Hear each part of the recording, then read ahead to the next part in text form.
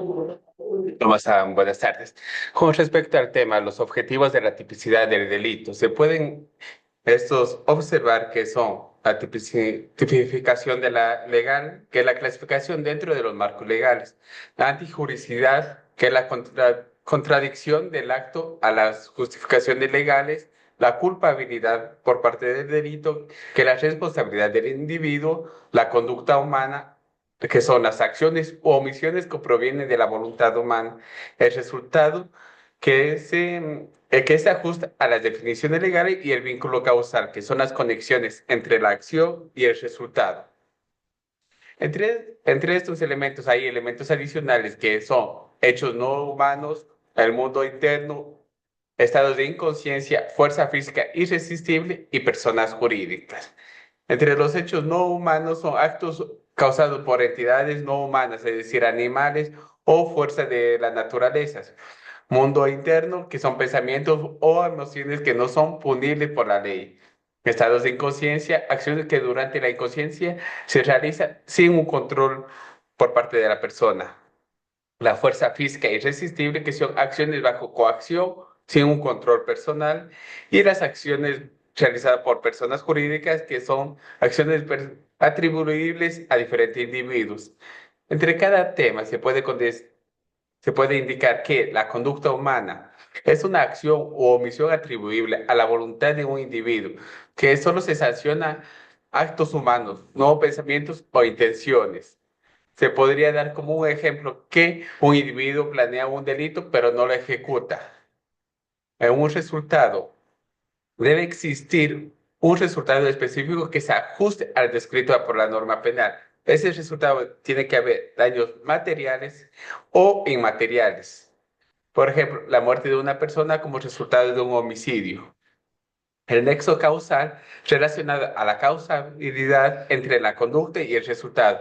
No es necesario demostrar un resultado que fue de conciencia directa a una acción u omisión. Por ejemplo, si una persona empuja a otra y esta cae y se lesiona, existe un nexo causal entre el empujón y la lesión.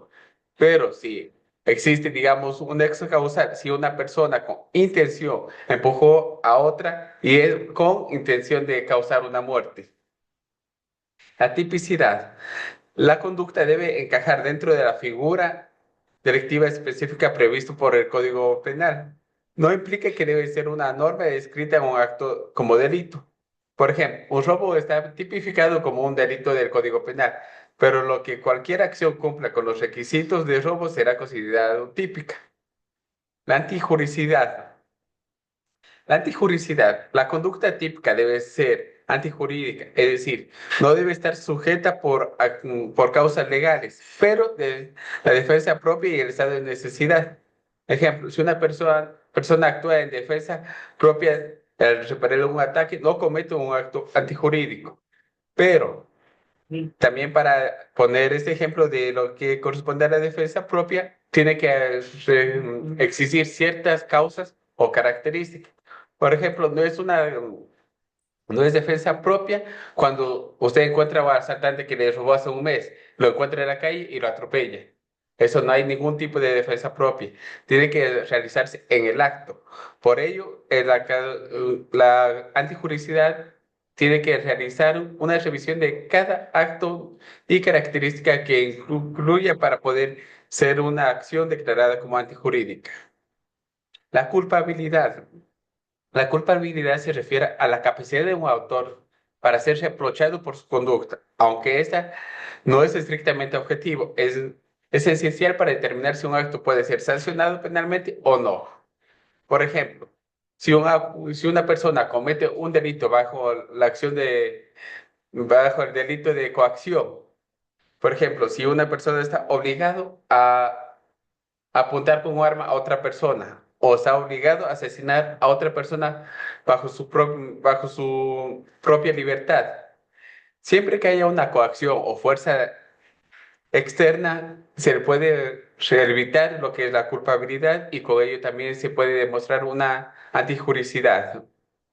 Los elementos negativos de un acto.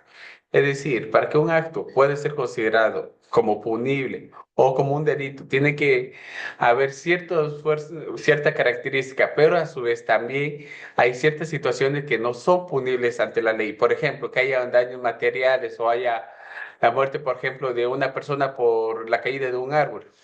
Entonces, algunas circunstancias que no existe un acto punible son hechos como por fuerza de animales, fuerza de naturaleza, estado de inconsciencia, fuerza física irresistible y actos de personas jurídicas. Otro ejemplo sería, digamos, con un animal que causa daño no es penalmente responsable. La responsabilidad puede recaer sobre el dueño si éste causó negligencia al mantener el animal. Otro, por ejemplo, no es un acto punible cuando un árbol cae sobre un vehículo que está transitando y muere la persona. No hay acto punible en este caso, ya que fue realizado por una fuerza de la naturaleza.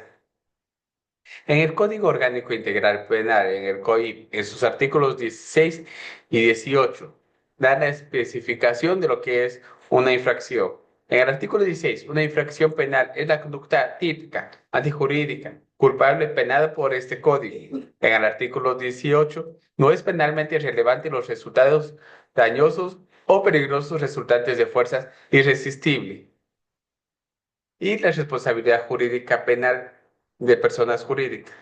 Las personas jurídicas se establece como una responsabilidad penal de la persona jurídica con característica como responsabilidad acumulativa, especial y condicionada a infracciones cometidas por órganos o representantes de la compañía. Esta persona puede ser sancionada bajo ciertas condiciones, pero su responsabilidad es más compleja que a una persona natural debido a la fuerza de voluntad propia que éstas pueden ejercer.